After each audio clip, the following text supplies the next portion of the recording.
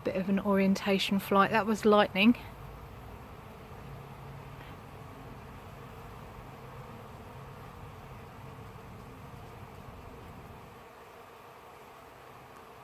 We've got bees coming out of the entrance here.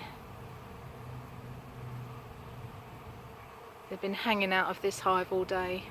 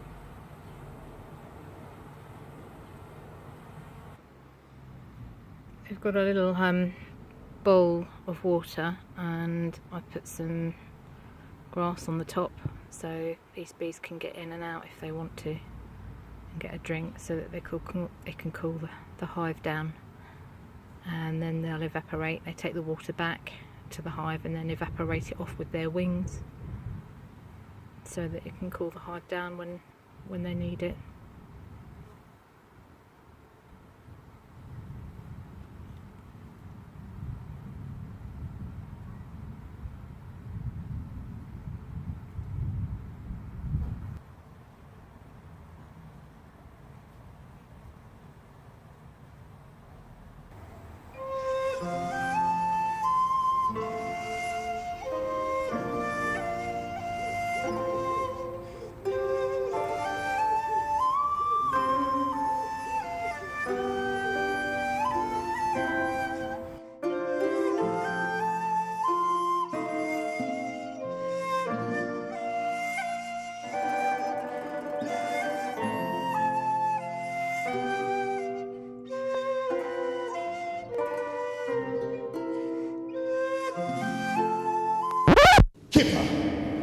Oh, just moved the barrow hive.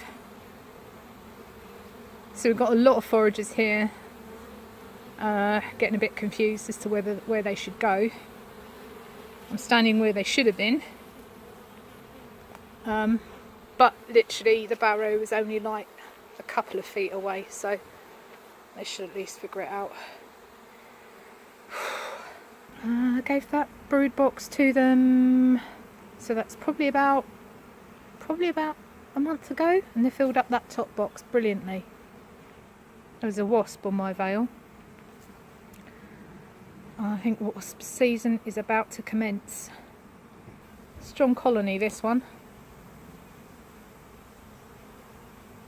I'm so glad it's off that barrow. That barrow's all very well having a barrow hive, and they're useful, but it's so wobbly on top of that, and it was near impossible for me to get supers on and off and to do proper inspections, you know, because it was so high up.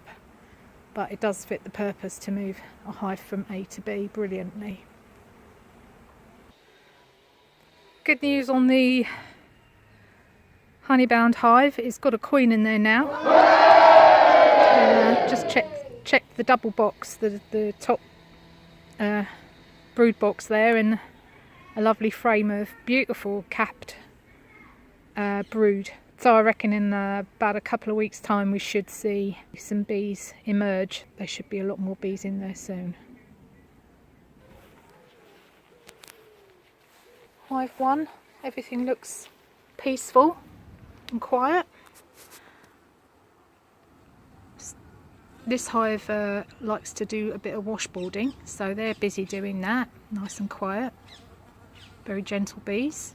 Everything looks okay. This is the Judas tree swarm colony, and I gave them an extra brood box the same week that I gave the barrow hive an extra brood box. Not as strong as the barrow hive because they're younger as a colony. They're behind about, I think about a month behind compared to the other colony there. It's been a hot week. Yesterday saw temperatures of, well, it felt like 39 degrees Celsius yesterday. Unbelievably hot. Cup of tea, yes please. Oh, cup of tea. When you move a hive, you don't realise quite how many foragers you've got. Yeah. It's going to rain this weekend after such a hot and humid end of the week. It's been so hot. It's been, I can't tell you how hot it's been in the UK. Far too hot for me to do any beekeeping. I mean, you know, even in the morning, you know, it was just so unbelievably hot. And it was this humid hot, you know, and it was sunny, and I just thought I just couldn't face it. So I'm doing it now. I mean, it's still really, really warm. It's gonna, they say it's gonna like be a bit thundery later, so, and it's gonna rain tomorrow. And we had thunder and splatterings of rain yesterday. But that should mean there's going to be a bit of a nectar flow on, possibly, hopefully.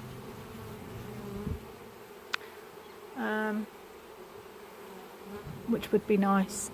So I'm not going to take any supers off just yet. I mean, they're still collecting nectar. They've actually dropped quite a bit of pollen at the bottom of this wheelbarrow, which is unfortunate.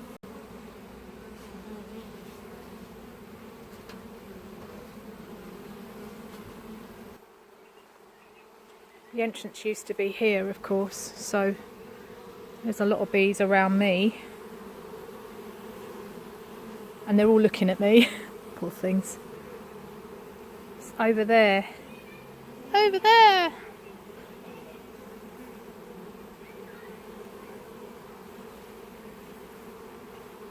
See, I've taken the hive stand off because with that as well, it would still be a little bit too heavy for me to manipulate and lift this hive about. Maybe I should go back to the safety of my cup of tea.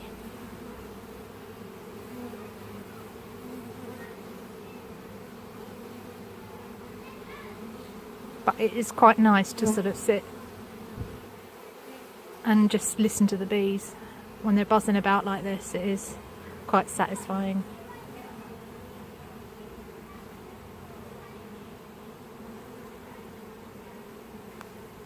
That's all for now, folks. Until the next Brexit Boris busting episode.